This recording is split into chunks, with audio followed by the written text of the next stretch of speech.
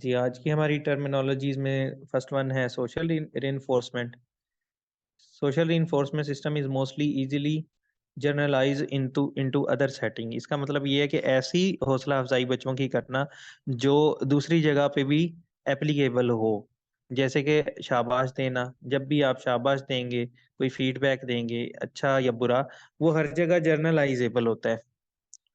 तो कुछ रीइंफोर्समेंट ऐसी भी होती हैं हौसला अफ़ज़ाई जो हम वक़्ती करते हैं, जैसे कि अगर कोई क्लास में एक्टिविटी चल रही है तो उसको हम थोड़ी-सी देर के लिए स्टॉप कर लें और बच्चों की तवज्जो हटा लें। ये कोई भी एक्टिविटी जो हम अपने लेसन के हिसाब से कर रहे होते हैं और जिसमें बच्चे को हौसला अफ़ज़ाई मिले तो वो इसमें नहीं आएगा।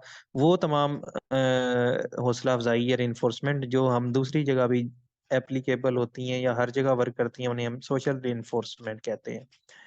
Antiseptic bouncing, a behavior management technique where the teacher temporarily remove a student from the setting कि आर्ज़ी तौर पे जो है बच्चे को टीचिंग की जो सेटिंग है, हमारी एजुकेशनल सेटिंग है, उससे रिमूव किया जाता है।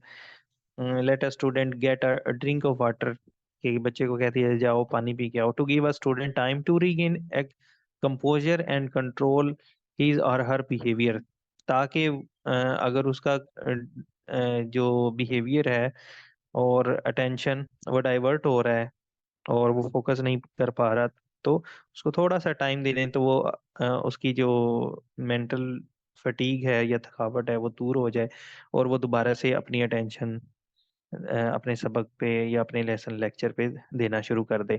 तो इसे हम कहते हैं एंटीसेप्टिक बाउंसिंग। प्लैन्ड इग्नोरिंग,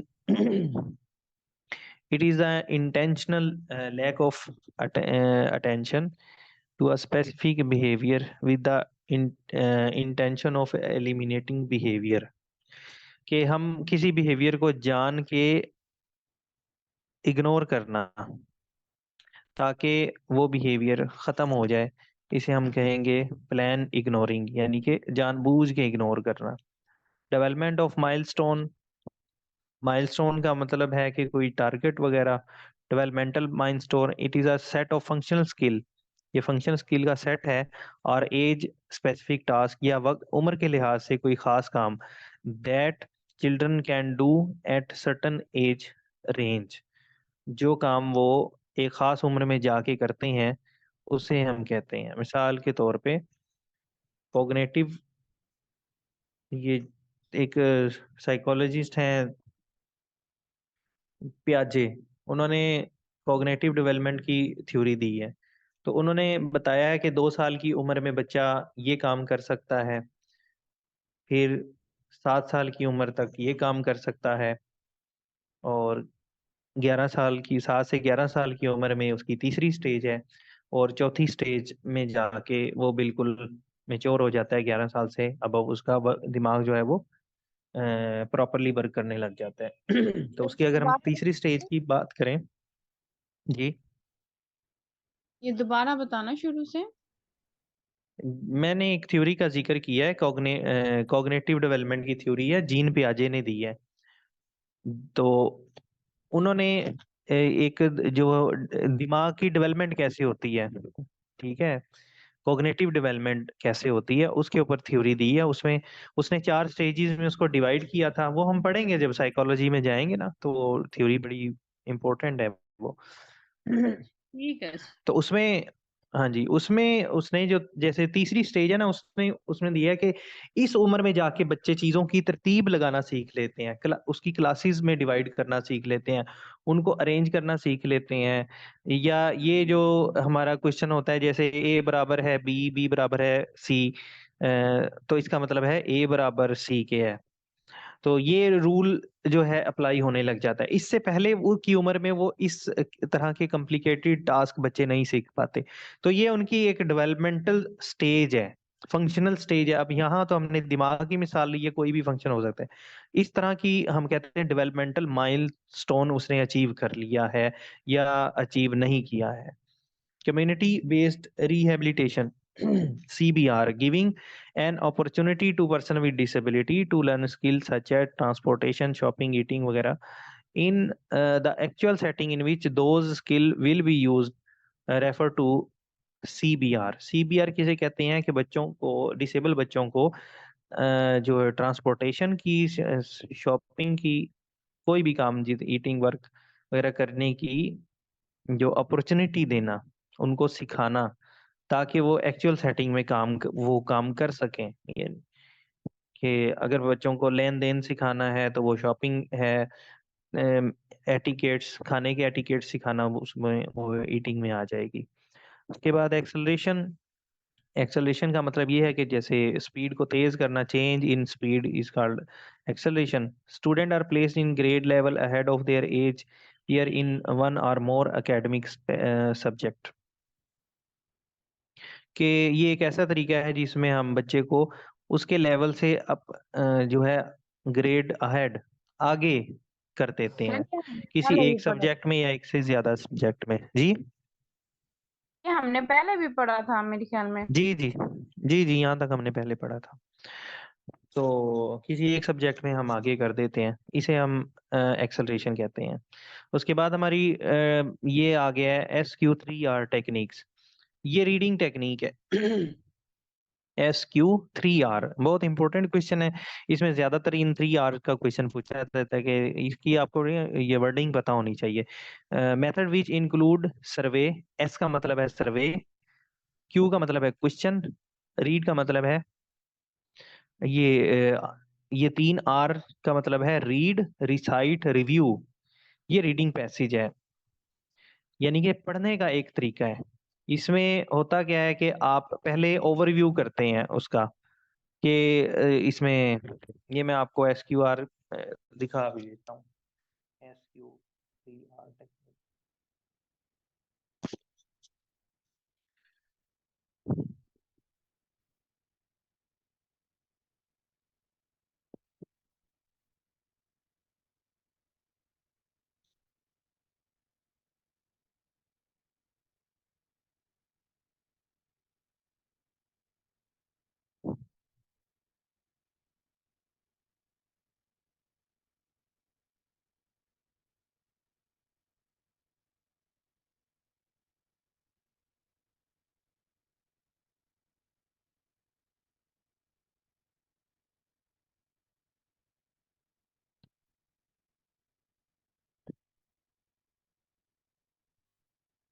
इसमें सर्वे में क्या होता है, ये उम्मीद है आपको नजर आ रहा होगा, वरना आप इसको जूम भी, अपनी स्क्रीन पे कोई भी जगह आप जूम भी करके देख सकते हैं। ठीक है, इसको जूम कर लें जहां मेरा कर्सर है। एस का मतलब है survey, skim the text and find the main idea. यानी कि आपने ये एक ऐसी तरीका है जिसमें आप पूरी अगर बुक पढ़ रहे हैं तो, या एक चैप्टर पढ़ रहे हैं तो उसको आप जल्दी से स्किमिंग कर लें, एक दफा देख लें कि इनकी किस तरह से कंटेंट जो है उसको ऑर्गेनाइज गया है, या ये देख लें कि ये किस चीज के बारे में दिया गया है जो आप चैप्टर पढ़ रहे हैं। उसके बाद है question. Think about what you already know about the topic. Question का मतलब है कि आपको पता हो कि पहले से आप क्या कुछ जानते हैं, और उस फिर आप फोकस करते हैं कि जो है नया कोई information. What do I hope to learn from the text. यानी कि आप ये अपने आप से पूछते हैं कि ये जो टेक्स्ट है, जो मैंने ऑलरेडी स्किम किया है, देखा है, तो इसको देखने से, सर्वे करने से हमें क्या उम्मीद पैदा होती है कि हमने इसमें से क्या सीखना है। ये क्वेश्चन अराइज होता है कि जब हम कोई चीज रीड करते हैं तो उसमें दूसरा ये क्वेश्चन होता है कि हमने इसमें से सीखना क्या है, कौन से इंपॉर्टेंट चीजें हैं। फिर ये 3R आपने याद रखना है। इसी के वो मुख्तलिफ वर्ड चेंज कर देते हैं। यहाँ लिखा हुआ है ना, रीड, रिसाइट और रिकॉल। और यहाँ देख, जो हमारी बुक है, इसमें हमने देखा था, इसमें लिखा हुआ है रीड, रिसाइट एंड रिव्यू। तो ये दोनों ही ठीक हैं।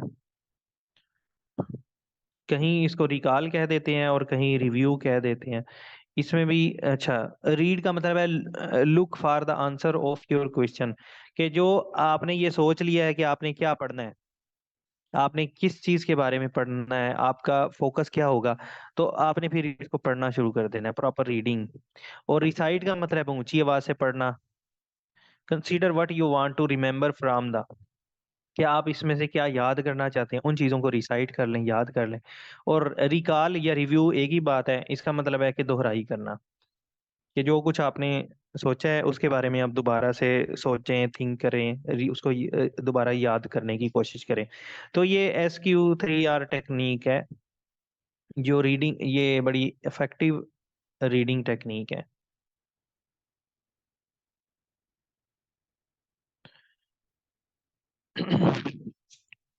उसके बाद है सर इसमें स्टेज। क्वेश्चन कैसे आता है? क्वेश्चन ये है, आप अपने आप से पूछते हैं कि मुझे ये इसमें से क्या सीखना है, क्या पढ़ना है। MCQ के हवाले से बस ये इतना इंपॉर्टेंट है कि आपको इनका पता होना चाहिए कि S का क्या मतलब है, Q का क्या मतलब है, और इन 3R का मतलब क्या है, बस। और ओवरऑल इसका पता होना चाहिए कि SQ3R ये क्या चीज है। ये रीडिंग टेक्निक है।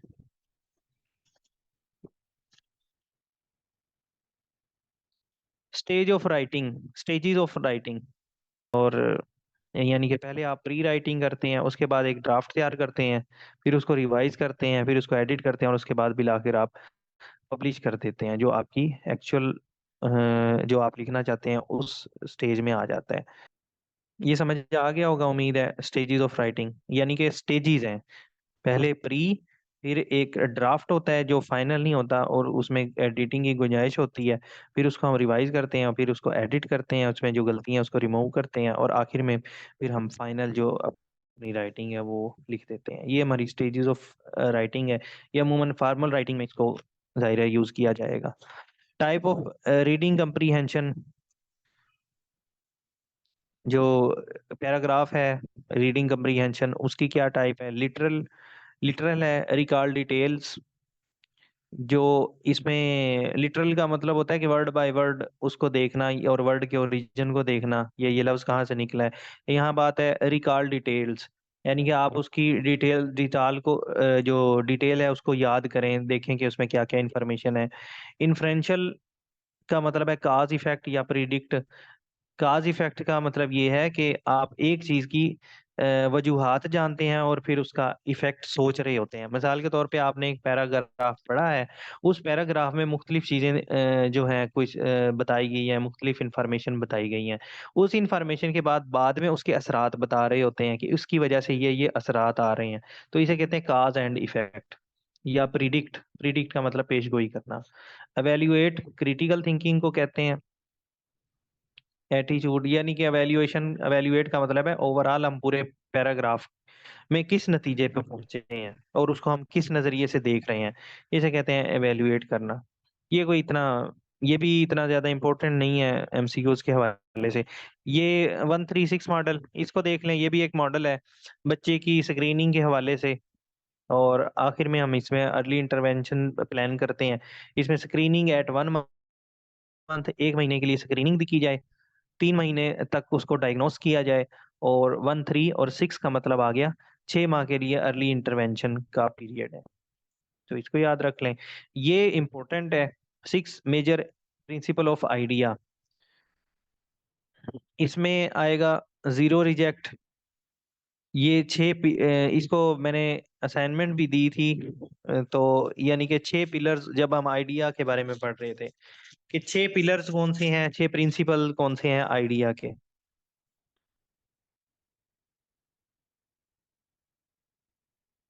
जी, ये पेज नंबर 325 लिखा हुआ है।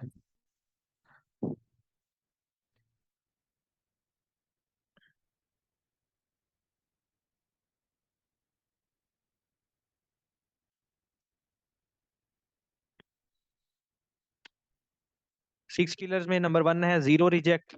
जीरो रिजेक्ट का मतलब है कोई भी बच्चा ऐसा ना हो जो रिजेक्शन में चला जाए।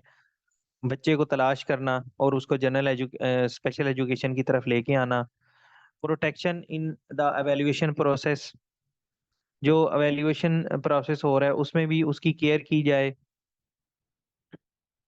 नॉन बायस टेस्टिंग, जो हमने बच्चे पे टेस्ट अप्लाई करने हैं उसमें किसी तरह से भी हमारे अपनी जो अपना तासुब है वो ना हो सकता है वो आपके मजहब के लिए, मजहब, नस्ल, कौम, ये जितनी भी हमारे यहाँ डिस्क्रिमिनेशन पाई जाती हैं, उनसे पाक और उन चीज़ों से बालातर होके आपने उस बच्चे की टेस्टिंग करनी है।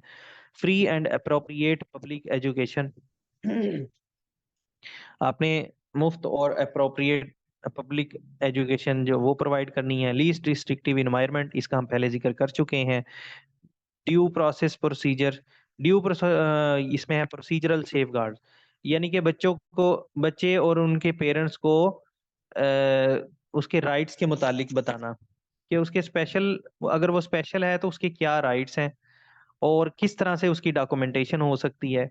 ये यानी कि जितने भी लॉ से रिलेटेड डिटेल्स हैं, उनके हकूक हैं, वो सारी चीज़ें भी उनको बताई जाती हैं कि ये आपके राइट हैं। इस हिसाब से आप चाहें तो ये सर्विसेज ले सकते हैं, अगर नहीं लेना चाहते तो आप इनको, ये भी आपको जो अलाउ है कि आप इन सर्विसेज को लेने से इनकार कर दें, और क्योंकि इसमें उनकी प्राइवेसी भी बाज़ औक़ात शेयर हो जाती है। तो उसके बाद है पेरेंट एंड स्टूडेंट पार्टिसिपेशन, इस चीज़ को यकीनी बनाना कि पेरेंट्स और स्टूडेंट दोनों पार्टिसिपेट कर रहे हैं। शेयर्ड डिसीजन मेकिंग, पेरेंट्स को डिसीजन मेकिंग में जो है शामिल करना। कॉमन सर ये कॉमन टू का स्टेप।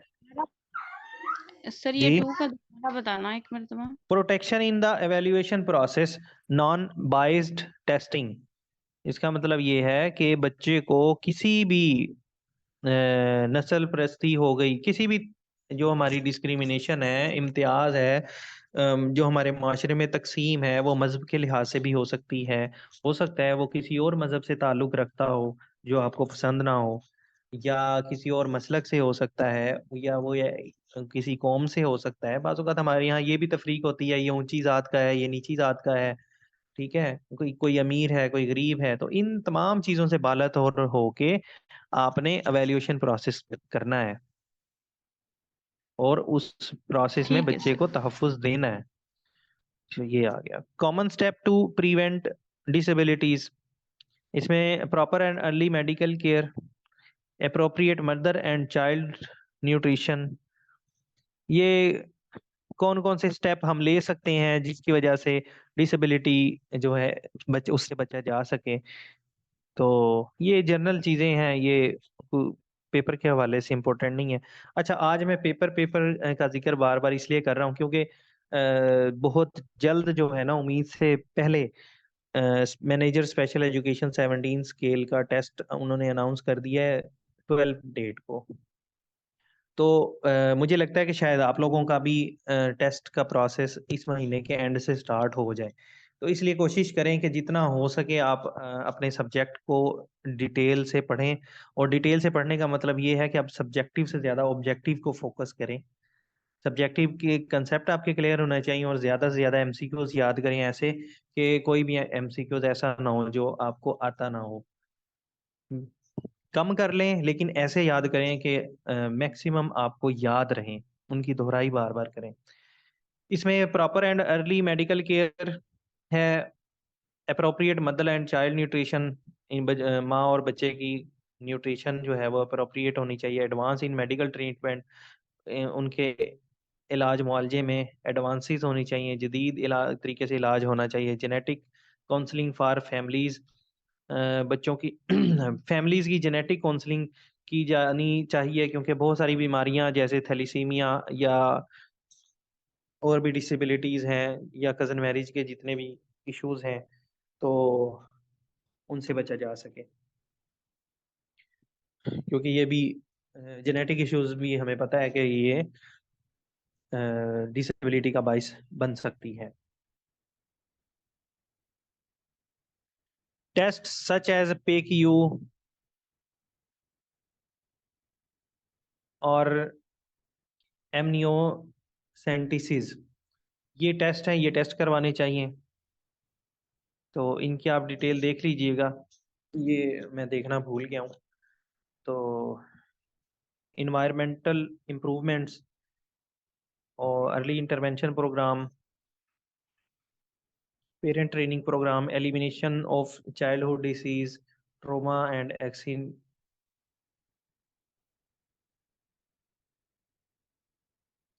एक्सीडेंट्स वगैरह, बीमारियों से, ट्रॉमास जो है कोई, और ये एक्सीडेंट से, इनसे बच्चों को बचाना चाहिए। Availability of vaccination and immunise क्या कहते हैं, इम्यूनाइजेशन या इम्यूनिटी इम्प्रूव करने के लिए जो दवाइयाँ दी जाती हैं वो उनको उनके पास होनी चाहिए।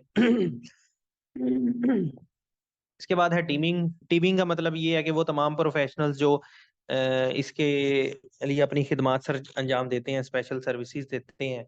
इसकी 3 टाइप्स होती हैं। There are 3 type of professional who work together. इसमें मल्टी डिसिप्लिनरी टीम है, इंटर डिसिप्लिनरी टीम है और ट्रांस डिसिप्लिनरी टीम है। इन तीनों में ये फर्क होता है कि it comprises of professional different discipline but lack communication among the team member. Multi disciplinary team का मतलब यह है कि वो काम तो करते हैं लेकिन इनके दरमियान में राब्ते की कमी होती है। ठीक है, तो हो सकता है कि मेडिकल डॉक्टर भी बच्चे का ट्रीटमेंट कर रहा हो लेकिन वो जो ट्रीटमेंट कर रहा है और वो टीचर से कम्युनिकेट नहीं करता। तो ये जो इस तरह का तरीका है इसे मल्टी डिसिप्लिनरी टीम कहते हैं। इसमें जितने भी इसके टीम मेंबर्स होते हैं उसमें इनकी कम्युनिकेशन जो है बहुत कम होती है। उसके बाद इंट्राडिसिप्लिनरी में इंफॉर्मेशन शेयर की जाती है लेकिन लिमिटेड हद तक। और ट्रांसडिसिप्लिनरी टीम है, it comprises of professional from different disciplines but they work together as discipline free environment and share information with each to fulfill full extent, आखिरी हद तक मुमकिन हो सके ये इंफॉर्मेशन शेयर करते हैं और ये ज़्यादातर डिसिप्लिन फ्री इन्वायरमेंट में काम करते हैं। यानी कि कोई ऐसी एटिकेट जो प्रोफेशनल एटिकेट्स को तो मलहूज़ खातिर रखा जाता है लेकिन डिसिप्लिन फ्री इन्वायरमेंट होता है, फ्रैंक होते हैं, एक दूसरे से इजीली इंफॉर्मेशन शेयर कर रहे होते हैं। इसके बाद लेबलिंग है। लेबलिंग का मतलब है कि निशानदही कर देना कि ये बच्चा डिसेबल है।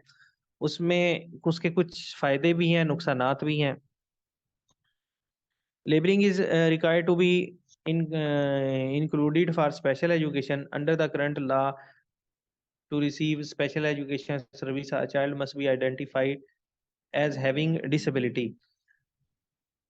कि ये लेबलिंग जो है ये स्पेशल एजुकेशन के लिए ज़रूरी होती है। इसमें हमारे करंट लॉ के मुताबिक इनको ये सहूलियात मुयसर करने के लिए इनकी उसको आइडेंटिफाई कर दिया जाता है, उसकी लेबलिंग कर दी जाती है। It means that child is labelled या आइडेंटिफाई एज डिसेबल। इसका मतलब ये है कि बच्चे को डिसेबल का लेबल लगा दिया गया है। But labelling negatively affect the child as self esteem, they feel guilty, frustrated, unnatural behaviour etcetera. इसकी वजह से नेगेटिव इफेक्ट भी होते हैं जैसे कि उनकी इज्जत नफ्स जो है वो मुतासिर होती है, वो गिल्टी फील करते हैं, फ्रस्ट्रेटेड होते हैं और अननेचुरल बिहेवियर का शो करते हैं। इसके एडवांटेज में क्या है, फंड प्रोग्राम, इनके ज़रिए हम फंड इकट्ठा कर देते हैं, लेबल कर देते हैं बच्चों को ताकि जो भी उनको देखेगा तो ज़ाहिर है उसके वो फंड प्रोग्राम कर सकता है। मोर एक्सेप्टेंस, लेबलिंग की वजह से एक्सेप्टेंस हो सकती है। ज़ाहिर है अगर एक एमसी बच्चा है या हेयरिंग एड वाला जो हेयरिंग इम्पेयर्ड बच्चा है वो रोड क्रॉस कर रहा है तो अगर कि उसको लेबल लगा हुआ है तो ज़ाहिर है उसको हॉर्न सुनाई नहीं देंगे तो इर्द-गिर्द के लोग उसको एक्सेप्ट करेंगे, उसकी डिसेबिलिटी को, और उसकी हेल्प भी करने की कोशिश कर सकते हैं। इम्प्रूव कम्युनिकेशन, लोगों के दरमियान में राब्ता बेहतर हो जाता है। प्रोवाइड अकोमोडेशंस, तो इसकी वजह से एकोमोडेशंस जो हैं, रिहाइशें जो हैं वो भी मुहैया कर दी जाती हैं लोगों को। तो ये बस एडवांटेजेस उन्होंने लिख दी हैं अपनी तरफ से बना के। लेकिन मेरी ज़ाती राय तो ये है कि ऐसे लेबल नहीं होना चाहिए। हाँ, अगर जहाँ ज़रूरत हो वहाँ कर देना चाहिए। डिसएडवांटेज ऑफ लेबलिंग, लेबलिंग में ये हमने पहले भी डिस्कस कर लिया है। इसके बाद ये भी है कि focuses on what they can not do. तो इस चीज़ पे फोकस किया जाता है कि वो क्या नहीं कर सकते। ठीक है, जो चीज़ें, जो सलाहियतें अल्लाह ताला ने उनको दी हैं, उन पे फ़ोकस ज़रा कम हो जाता है। लो सेल्फ एस्टीम इश्यू और causes educator to lower expectation. Already जब लेबल हो जाता है तो जो उनके एजुकेटर हैं या टीचर हैं, उनकी एक्सपेक्टेशंस भी उनसे कम हो जाती है। इसके बाद है टीचर स्टूडेंट रेशियोज, ये बहुत इंपॉर्टेंट है और इसमें वक्त के साथ साथ खैर चेंजिंग भी होती रहती हैं। जैसे आज मेरी एक टीचर से बात हो रही थी तो वो हेयरिंग इम्पेयरमेंट के बता रहे थे कि 8 बच्चों पे, यहाँ 8 बच्चों पे एक टीचर है, वो कह रहे थे कि 12 बच्चों पे एक टीचर है। ठीक है, तो आपने ये बुक में लिखा हुआ है, आपने एज इट इज इसको ऐसे ही याद करना है। हाँ, अगर जैसे हमने सेंसिस में किया था कि अगर ऑप्शंस आ जाते हैं और आपका ऑप्शन इसमें मौजूद नहीं है, तो फिर आप उसके आपके जवाब के करीब-तरीन जो ऑप्शन होगा आपने उस पे निशान लगा देना है। इंटेलेक्चुअल डिसेबिलिटी के लिए 1:3 है, विजुअल इम्पेयर के लिए 1:6 है, वीआई बच्चे, हियरिंग के लिए 1:8 है, फिजिकल डिसेबिलिटी के लिए 1:8 है, स्लो लर्नर के लिए 1:20 है, 20 बच्चों पे 1 उस्ताद। इसके बाद ये मेजर प्रॉब्लम्स है, ठीक है? ये आप खुद स्टडी कर लीजिएगा, इसमें कोई एमसीक्यूज़ के हवाले से इतनी इम्पोर्टेंट चीज़ें नहीं हैं, लेकिन ये इंटरव्यू के हवाले से बहुत इम्पोर्टेंट है और यहीं से ही क्वेश्चन होते होते हैं, तो तब आप इसको दोबारा से देख लीजिएगा, अल्लाह ताला आपको इंटरव्यू में पहुँचाए। इसके बाद डिपार्टमेंट ऑफ स्पेशल एजुकेशन है, इसमें ये ओवरव्यू लिखा हुआ है कि ये इसकी डिटेल, इसका जो है वो Shershah Block Garden Town Lahore में इनका डायरेक्टोरेट है और मज़ीद ये एमसीक्यूज़ के हवाले से हिस्ट्री इम्पोर्टेंट है, ये हम देख लेते हैं। Time of independence there were two institute, one for the hearing impairment at Lahore and other for the blind at Bahawalpur। आज़ादी से पहले ये 2 इदारे काम कर रहे थे, ठीक है, स्पेशल एजुकेशन के हवाले से। Few institution was hearing impaired children and visually impaired children were also being run by private organizations। कुछ इदारे हेयरिंग के और विजुअलाइजेशन के वीआई वालों के जो है प्राइवेटली रन हो रहे थे सूबे में। Inspectorate of school for deaf and dumb and blind was established under the education department during 1962। 1962 में, ये इम्पोर्टेंट डेट है कि डेफ एंड डम का इंस्पेक्टोरेट बनाया गया था, ठीक है? इंस्पेक्टोरेट, इसका काम है इंस्पेक्ट करना, किन्हें? Def and dumb and blind जो इदारे हैं उनको, ये इसकी डेट याद रख लें। It was given status to deaf and dumb blind wing headed by deputy director during 1968। 1968 में इसको इसका स्टेटस चेंज कर दिया गया और इसको हेड कर रहा था फिर deputy director. These institution were nationalise इन 1975। 1975, 1973 में हमारा आइन आया था और उसके बाद कुछ इम्प्रूवमेंट्स की गई थी उससे पहले और उसके बाद में इदारे नेशनलाइज किए गए थे। प्राइवेट स्कूल्स को नेशनलाइज कर दिया गया था, गवर्नमेंट स्कूल बना दिया गया था। इसी तरह बहुत सारी इंडस्ट्री है, उनको भी गवर्नमेंट ने अपनी तहवील में ले लिया था और उनको गवर्नमेंट का बना दिया था, ठीक है? इसी तरह वही बात है कि ये इदारे भी नेशनलाइज किए गए थे।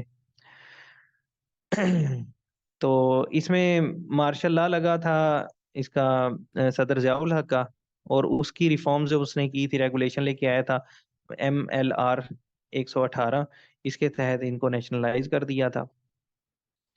Education department took these institution various scheme of construction building and ये सारी चीज़ें जो है ना वो इतनी इम्पोर्टेंट नहीं है सर। इम्पोर्टेंट बात ये आ रही है कि 1983 से 1984 में